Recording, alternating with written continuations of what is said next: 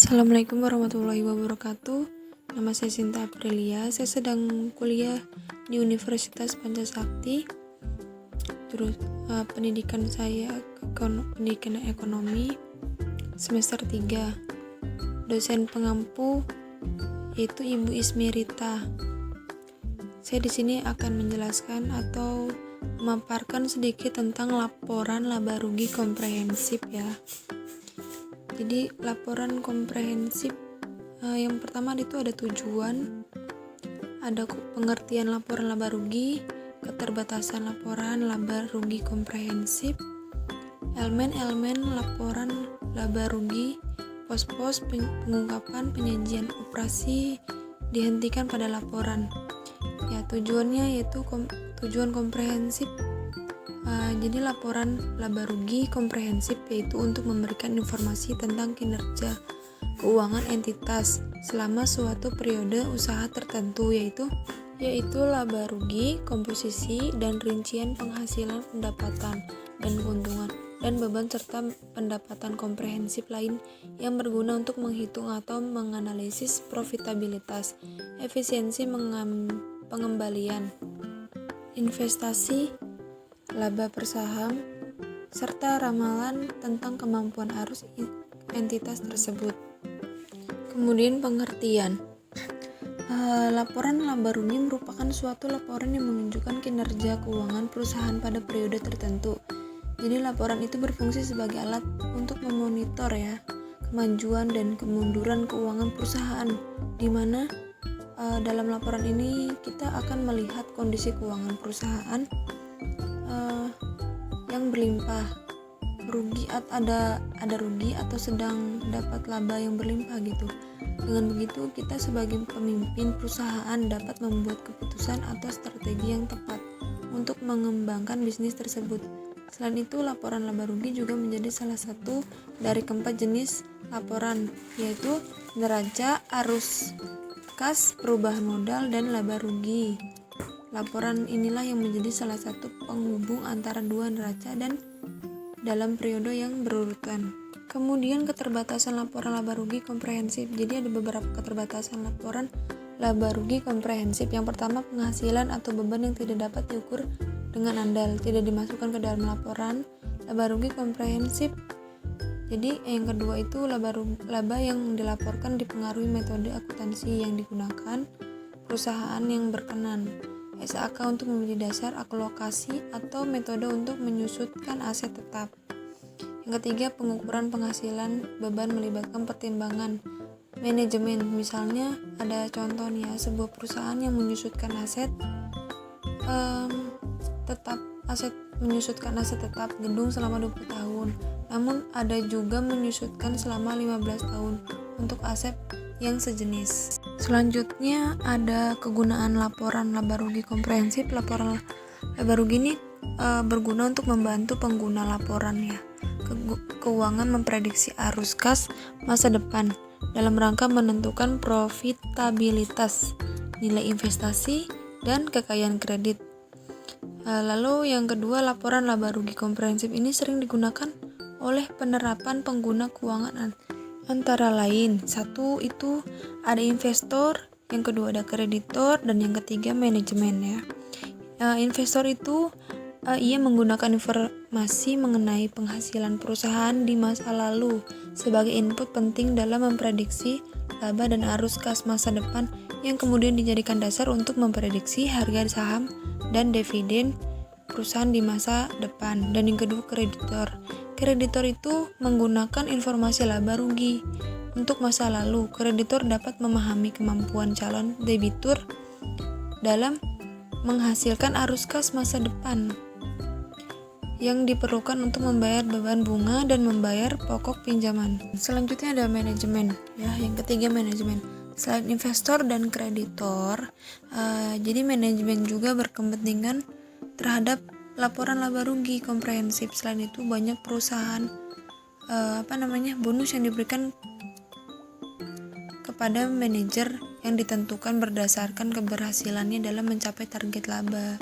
Misalnya contohnya misalkan seorang pegawai gitu, dia kerjanya itu bagus, maka dia akan dapat bonus gitu, seperti itu kurang lebihnya ya teman-teman. Terus selanjutnya ada elemen laporan laba rugi komprehensif. Total laba rugi komprehensif yaitu perubahan ekuitas selama satu periode yang dihasilkan dari transaksi dan peristiwa lainnya. Selain perubahan yang dihasilkan dari transaksi dengan pemilik dalam kapasitasnya sebagai pemilik. Lalu konsep laba berkaitan langsung dengan unsur penghasilan dan beban. Menurut konsep ini, laba hanya diperoleh apabila jumlah finansial atau uang dari aset neto pada akhir periode itu di luar dari periode dan kontribusi pemilik perusahaan melebihi aset neto pada awal periode. Nah, ini contoh formatnya. Tuh. Jadi dalam laporan laba rugi terdapat beberapa elemen dan unsur utama. Di bawah ini yaitu beberapa unsur dan elemen utama yang harus kita ketahui. Yang pertama itu ada pendapatan atau penjualan bersih, harga pokok penjualan. Yang ketiga laba kotor, keempat itu biaya operasional, dan yang kelima pendapatan operasional, yang keenam pendapatan dan pengeluaran lainnya, yang terakhir laba bersih.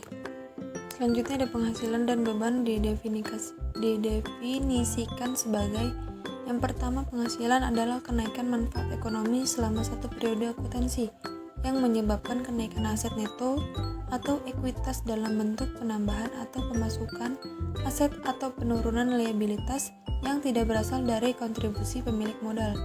Dan yang kedua, modal adalah penurunan manfaat ekonomi selama satu periode akuntansi yang menyebabkan penurunan aset neto atau ekuitas dalam bentuk arus keluar atau berkurangnya aset atau bertambahnya liabilitas yang bukan termasuk distribusi kepada pemilik. Selanjutnya, pos-pos minimum menurut IFRS. Perlu diingat bahwa salah satu pos-pos yang merupakan penghasilan atau beban dari kegiatan operasi di suatu perusahaan mungkin menjadi pos yang tidak reguler di perusahaan lain. Namun, perusahaan dilarang menyajikan pos penghasilan dan beban sebagai pos luar biasa dalam laporan laba rugi komprehensif atau bisa catatan atas laporan keuangan. Pos yang bersifat tidak biasa karena jarang terjadi dapat disajikan sebagai keuntungan atau kerugian non-operasi. Jadi ada dua unsur penghasilan kelompok menjadi dua, yaitu pertama itu pendapatan, merupakan penghasilan yang berasal dari aktivitas operasi utama perusahaan. Terus yang kedua, keuntungan, merupakan kenaikan aset neto yang berasal dari transaksi insidental di luar transaksi. Nah, beban itu dikelompokkan menjadi dua unsur. Yang pertama, beban expense, merupakan beban yang berasal dari aktivitas operasi utama perusahaan. Dan yang kedua, kerugian loss, merupakan beban yang berasal dari transaksi insidental. Kemudian pengungkapan. Jadi pengungkapan merupakan suatu penyajian informasi dalam bentuk laporan keuangan maupun media komunikasi pendukung lainnya tentang suatu perusahaan. Jadi pengungkapan harus bisa memberikan tambahan informasi, bukannya mengurangi karena tekanan yang terlalu rinci atau sulit dianalisis. Penyajian operasi yang dihentikan. Jadi penyajian operasi yang dihentikan itu pada laporan laba rugi komprehensif, yaitu